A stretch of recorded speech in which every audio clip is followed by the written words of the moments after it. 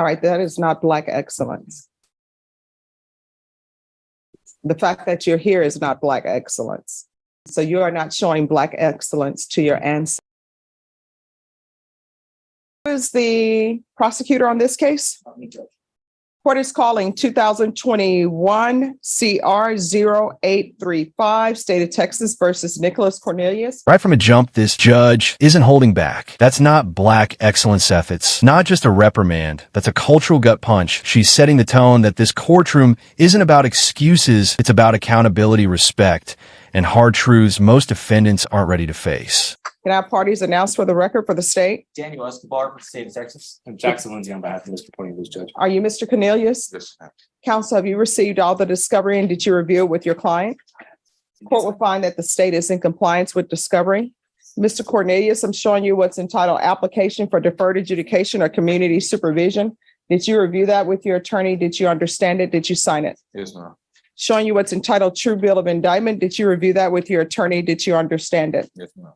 Counsel, do you waive the reading of the indictment? Yes. State, are you proceeding on the indictment as presented? As Judge, we're going with the lesser included offense robbery. Any objection? No.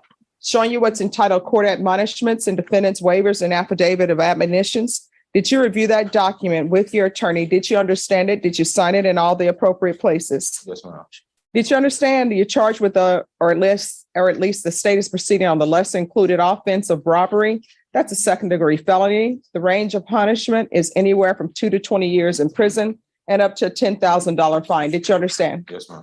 If you have a plea bargain agreement with the state, the court does not have to follow your plea. So what's really happening here? This is a deferred adjudication, a legal gray zone where guilt isn't finalized yet. If he stays clean, he walks free without a conviction. But if he slips up even once, boom, full sentence felony record and 20 years on the table. If for any reason the court doesn't follow your plea and gives you more than you bargained for, the fact that you entered a plea will not be used against you and you will be allowed to withdraw your plea. Did you understand? Yes, ma'am. Did you understand you have a right to jury trial, a right for you or your attorney to cross-examine and confront any witnesses the state would call in the right to remain silent? Yes, ma'am. Did you understand by entering this plea bargain agreement, you were giving up those rights? Yes, ma'am. And did you intend to give up those rights and enter into a plea in this case? Yes, ma'am. Did you understand if the court were to accept your application for deferred adjudication, if for any reason your deferred adjudication were revoked, the court could find you guilty and sentence you up to 20 years in prison? Yes, ma'am. Counsel, has your client been able to provide you with any defenses? He has. Do you believe he has a rational as well as a factual understanding of the charges against him? Yes, Judge. I believe he's competent. Do you believe he's currently, yes. Do you believe he was legally sane at the time of the offense? Mr. Cornelius, has anyone threatened you, coerced you, or placed you in fear to get you to enter this plea? Has anyone promised you anything other than the plea? No, ma'am. Are you satisfied with the way you've been represented? Yes, ma'am. Are you a U.S. citizen? Yes, ma'am. Court will find that defendant has knowingly and voluntarily waived his right to jury trial. Showing you the plea bargain page. Did you review that with your attorney? Did you understand it? Yes, According to the plea, the state is proceeding on the lesser included offense of robbery, and the state recommends deferred adjudication. Did you understand that to be the plea? yes, ma'am. Defense? Yes, Judge. State? Yes, Your Honor. Showing you the waiver of appeal paragraph. Did you review that paragraph with your attorney? Did you understand it? Did you sign it in both places? Yes, ma'am. Did you understand by signing that you're waiving your right to appeal? The only items that can be appealed are written pretrial motions that have been filed, heard, and ruled upon by the court. Did you understand? Yes, ma'am. Counsel, have there been any such motions? Next, I'm showing you outside the plea bargain agreement. State is requesting that your community supervision be for a term of 3 years. There be a TAP evaluation and no contact with Jose Aguilar. Listen closely, that calm tone hides real tension. Both sides are negotiating his future like a chess match. The prosecution drops the charge to robbery, and the defense takes it. It's all about minimizing long-term damage. But one wrong move, and this whole plea collapses instantly. Did you understand those are recommendations from the state, and the court does not have to follow those recommendations? Yes, ma'am. Then to the lesser included offense of robbery, how do you plead? Guilty, not guilty, or no contest? No contest. State, any evidence? State offers exhibit 1 in all evidence. No objection. All right. And state, have you been in contact with the complainant? So we have been in contact with the complainant, Your Honor. There were other co-defendants in this case. One of them also did have the charge reduced to robbery and was given to her. All right. Thank you. Oh, you may be excused to continue to confer. Mr. Cornelius, I'm showing you what's entitled waiver and consent to stipulation of testimony and stipulations. Did you review that document with your attorney? Did you understand it? Did you sign it in all the appropriate places? Yes, ma'am. Again, did you understand you have a right to jury trial, a right for you or your attorney to cross-examine and confront any witnesses the state would call in the right to remain silent? Did you understand that today the state would be presenting evidence in the form of witnesses' statements and police reports, but most importantly, there'll be no live testimony? Did you understand? Yes, ma'am. Court will find that defendant has knowingly and voluntarily waived and consented to stipulation of testimony and stipulations. Court will accept into evidence states exhibits 1 and attachments and review the same. All right. After reviewing states exhibits 1 and attachments, the court will find there is sufficient evidence to find you guilty. The court will defer finding of guilt as you've applied for deferred adjudication. Are we proceeding with sentencing? Yes, Judge, we're waiving guilt by. All right. Anything you wish to say on behalf of your client? Just so the court is aware, Judge. All right. So everyone, please whisper in the box. We're on the record. Yes. Thank you, Judge. Briefly, my client had court in the Winnebago District Court back on May 31st of 2022. That day, he was arrested by the U.S. Marshals for a federal charge of being a person under indictment in possession of firearms. Okay. He spent 15 months in custody awaiting that charge. We worked out a deal in federal court for a plea bargain, accepting his ability to appeal that sentence because that particular statute is being challenged in the upper courts right now, 922N. 18 USC 922N. This part's wild. He's already spent 15 months locked up on a federal gun charge. Now his lawyer's trying to sync this state case with a federal one. It's a clever legal play. Merge the sentences, serve them together, and save serious time behind bars. So because he was denied bond, he was in a position where he ultimately pled guilty because he did have the firearms. That explains why we took so long to come back to this court. He's here now, Judge. He's been offered deferred adjudication from the state. He's accepted it pursuant to the court's approval.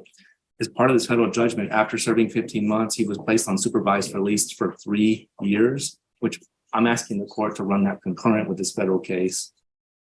And that in the event, unlikely event, I believe, he would be picked up on a violation of. And while the tone flips again, the judge asks about his kids and baby mothers, then drops a line that stings, that is not black excellence. She's not shaming. She's challenging its tough love mixed with moral accountability, and you can feel the weight in that courtroom. Probation in this court, that any time served in federal court awaiting disposition of that case be credited towards any time given in that case, in the event he's sentenced. All right. Do you have any children? Yes, ma'am. What are their ages? 4, 3, 2, 1, 6 months. And where are they? Who are they with? Their mothers. How many mothers? 3. All right. That is not black excellence. The fact that you're here is not black excellence, unless that's the name of a building, but I'm assuming it's not. So you are not showing black excellence to your ancestors or to your mother, your grandmother, or anyone. You understand? Yes, ma'am. So don't wear black excellence if you're not showing it. Yes, ma'am. All right. Are you employed? Yes, ma'am. What do you do? Pack and moving. Apple moving service. Okay. All right. This is what the court is going to do. Court will sentence you to 3 years deferred adjudication. There's to be no contact with Jose Aguilar. There's to be restitution, if any, to FedEx. Regular reporting.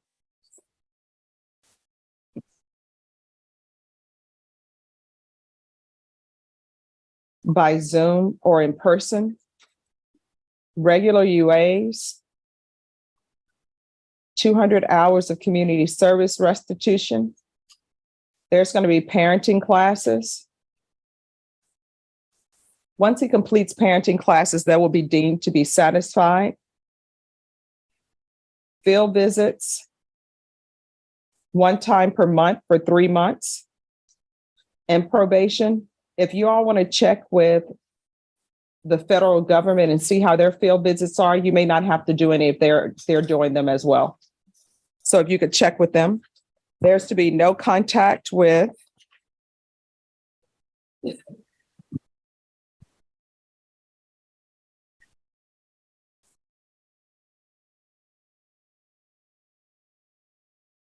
Aubrey Reed, Aubreyreed.